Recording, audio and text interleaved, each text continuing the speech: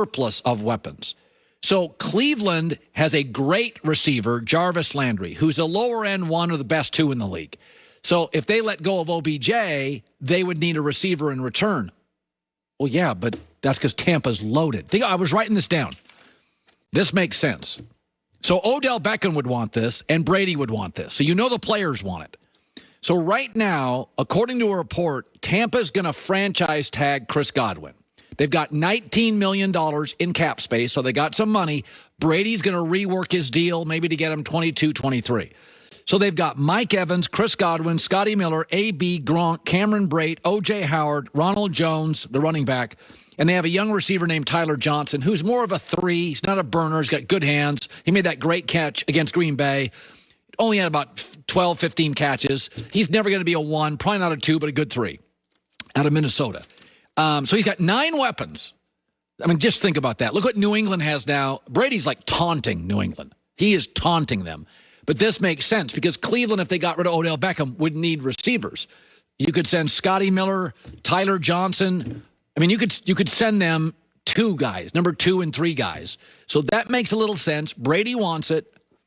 Odell Beckham would want it in a second. And Odell Beckham is really expensive, but not too expensive for Tom Brady in Tampa if he reworks his contract. It's fascinating. As Joy talked earlier, it's one thing to get the star, but you're seeing it now with the Brooklyn Nets. Once you get a star, it's not that you get him, it's that this generation, and this is not a shot at millennials. They've watched all of us like me struggle. Millennials, like basketball players, have played in AAU. They didn't play on crappy high school teams. They, joined all-star teams. And they're like, whoa, I don't want to struggle. I would rather join better players. So the new generation of athletes, and I know in my generation, it's, we had to walk uphill both ways. Yeah, but if we didn't have to, we wouldn't have. If Dad owned a Ferrari, we would have driven uphill both ways in a Ferrari. It would have been fine. So young basketball players are like, loyalty? Just go play for a better team. It make like Blake Griffin. Yeah, I'll go play for Brooklyn. Why wouldn't I? So it's very rare to get a Chris Paul who goes to these reclamation projects gladly and turns it around. He's okay doing that. But when you look at a lot of these football players out there, Odell Beckham's like, I want to win games. Of course he wants to win games. And so I think what Brady's doing in Tampa is fascinating. It shows you the power of the superstar in sports. That New England thought, hey, we got a great system.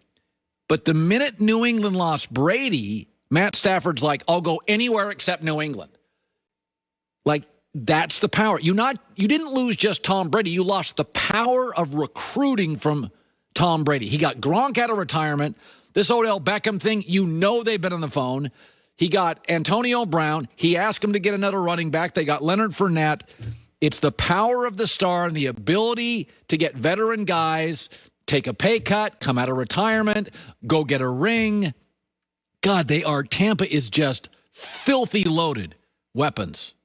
It's incredible how many players they have. The fact they would even need Odell Beckham he's taunting Belichick. Yeah, now. I don't know if it's a need thing. It's more of a want. The taunting thing makes perfect sense.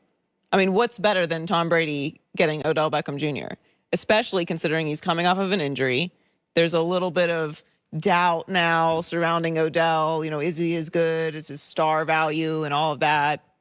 I mean,